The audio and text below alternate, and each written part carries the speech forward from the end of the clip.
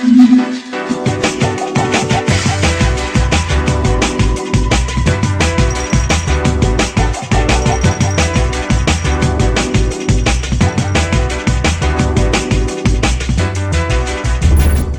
welcome back to Repair Lawnmowers for Profit. I've actually been given this lawnmower. I actually sold one and got given this in exchange, but I'm having I've had a lot of problems with this one. Basically, the first thing that happened is it had a massive amount of kickback when I was trying to start it. So obviously I checked the flywheel at the top and the one underneath, and that all looked okay.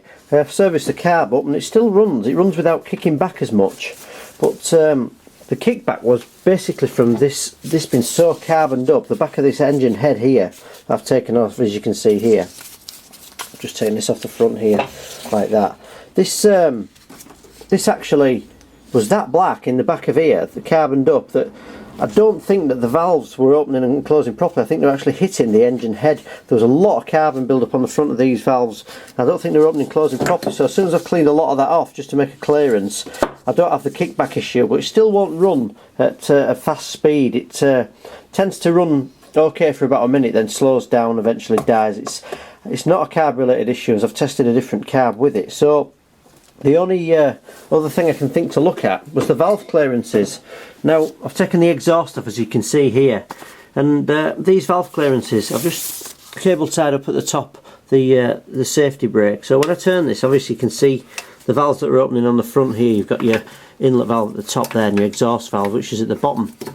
So as I've shown in the previous video, you just basically find top dead centre when the piston there is at the top on the intake stroke. So with that done, you should be able to get a feeler gauge in this gap here, in between the spring and the stem here, and this valve spring here. Now what I've noticed here is there's actually a clearance which is correct on the bottom one, but there's no clearance whatsoever on the top one.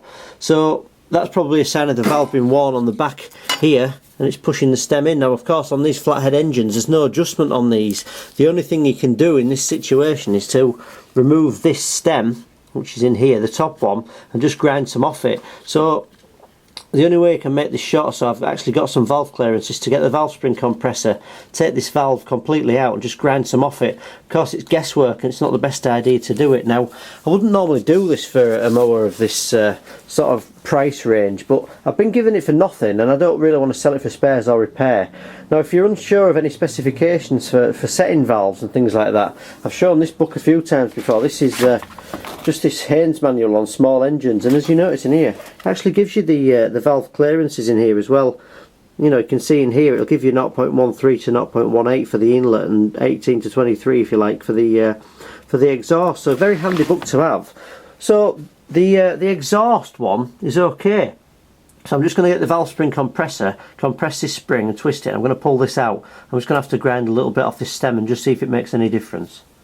So this part number is a valve spring compressor. It's number 19063, and I think I bought this from a website called Briggs Bits, but they will be available from Briggs And Stratton. And all you basically do, obviously it's difficult to do it and film it, you just pop this in and you just put it around both sides of the spring and just wind it together here, and just till this valve spring compresses, twist it, and then we can pull this valve out the engine and take a look at it. So it's a little bit fiddly to do, and as I've said, it's I'm not sure if I've filmed this on another video, just a case of clamping this spring and moving it. There's actually a notch in it and you either pull it or push it away from you, and then eventually you'll be able to release this valve. You just obviously pull it out the front side here, just pull it out the engine here.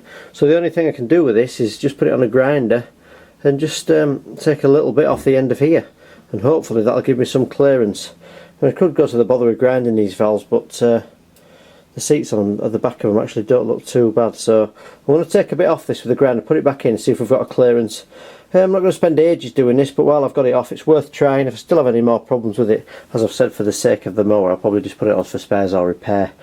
But certainly worth the go, because it's one of those things you can't do, unfortunately, with these, is set the valves. The only way you can alter them is to grind some off this valve stem, so that's what I'm going to do. So I've just taken a little bit off this valve stem. I've got to be careful not to take too much off, because of course I can't put anything back on. But this is this spring that goes on. I wanted to show you this because you see this little cutout here.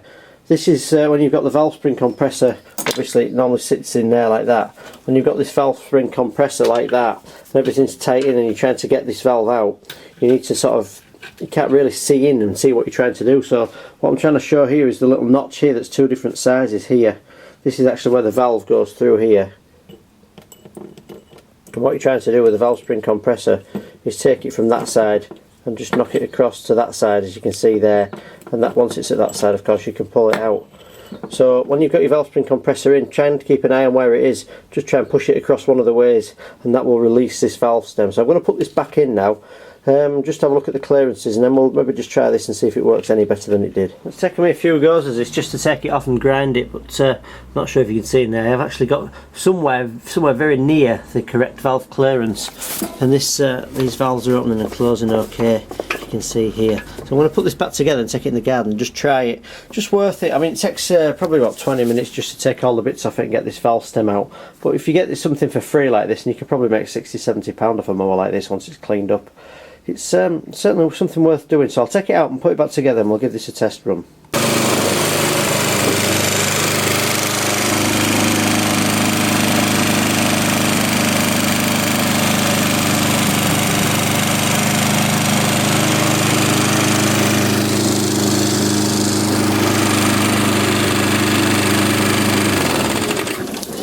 as you can probably tell, that's running nicely now. I've got no kickback when I start this up. And it's also ticking over nicely now. You might have noticed there that I wasn't actually stood with the mower. That's not something I recommend doing. It's only something I've had done so I could release the brake while I was working on it. Definitely not something you should be doing as a safety warning there. But the main problem with this one was a lot of carbon. It hadn't been running right on the back of the head, which I've cleaned off, and around the valves. And of course, as I've shown, the valves were beginning to wear on the valve head, so I've had to take a little bit off the stem. I've got the clearance right and push this back together. So for this free lawnmower, I've actually adjusted the head, adjusted the valves on this flathead engine on this Briggs and Stratton 35 Classic, and I've actually got myself another lawnmower to sell. So I hope this has helped some people out. So you often get a lot of questions asking how to adjust the valves on these flathead engines. There's no way to adjust them really other than to make them slightly shorter. So I hope this has helped a few people out. Thanks for watching. Please take a look at the website as well, repairinglawnmowersforprofit.com. There's tons more videos on there, and also a free startup guide as well. And you can start repairing these lawnmowers for profit as I do. Thanks very much for watching.